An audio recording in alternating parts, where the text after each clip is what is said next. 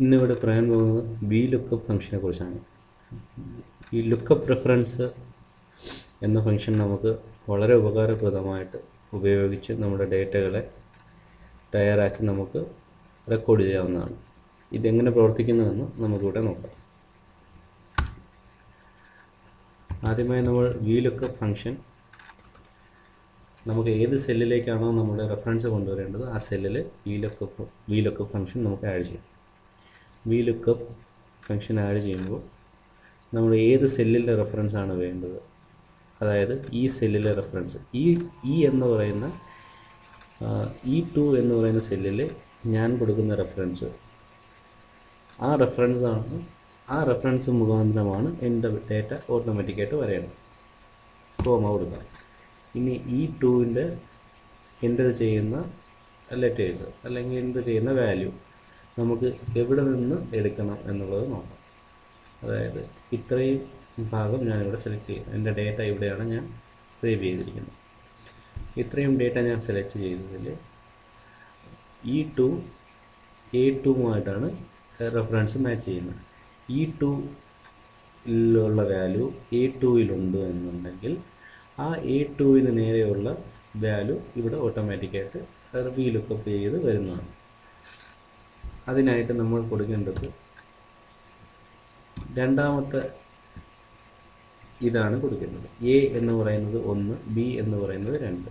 അതായത് നമ്മൾ ഇത്രയും റെഫറൻസ് ആണ് എടുത്തിരിക്കുന്നത്. ഇത് രണ്ടാമത്തെ സെല്ലിലെ ഡീറ്റെയിൽസാണ് നമുക്ക് വേണ്ടത്.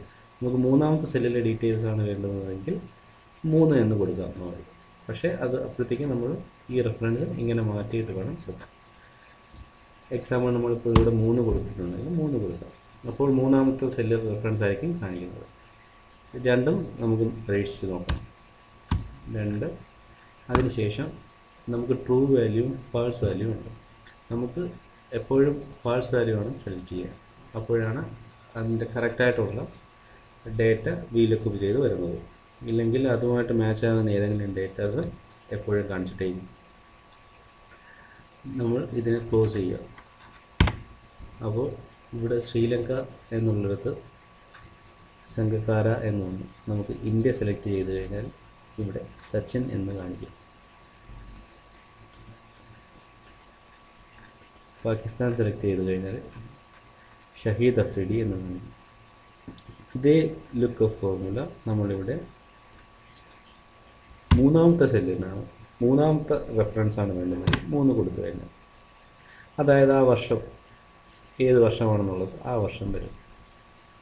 ഇംഗ്ലണ്ട് കൊടുത്താൽ 2012.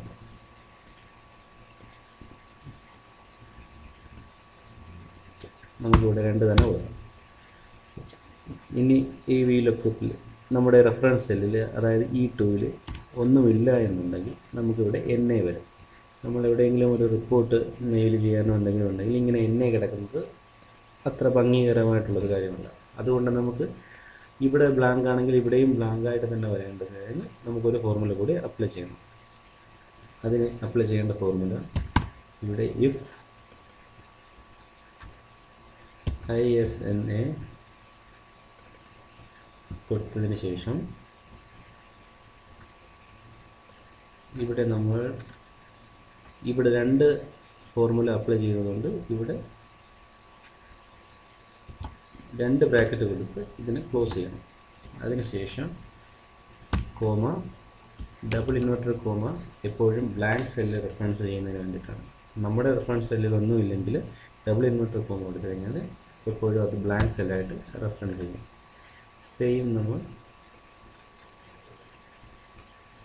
ഈ ഫോർമാറ്റ് ഇവിടെയും കോപ്പി പേസ്റ്റ് ചെയ്യുക. അപ്ലൈ ചെയ്ത് കഴിഞ്ഞാൽ അവിടെ E2-ലൊന്നുമില്ലെങ്കിൽ ഇവിടെ ഒന്നും കാണിക്കില്ല, 0 ആയിട്ട് തന്നെ ഇരിക്കും, ബ്ലാങ്ക് ആയിട്ട് തന്നെ ഇരിക്കും. ഇവിടെ സെലക്ട് ചെയ്യുന്നതിനനുസരിച്ച് നമ്മുടെ വാല്യൂസ് വന്നുകൊണ്ടേയിരിക്കും. ഇത് വളരെ സിമ്പിളുമാണ്. എല്ലാവർക്കും അവരവരുടെ ഡേറ്റ ഉപയോഗിച്ച് നിങ്ങൾക്ക് നിങ്ങളുടേതായ രീതിയിലുള്ള ഫങ്ഷൻസ് ചെക്ക് ചെയ്യാവുന്നതാണ്.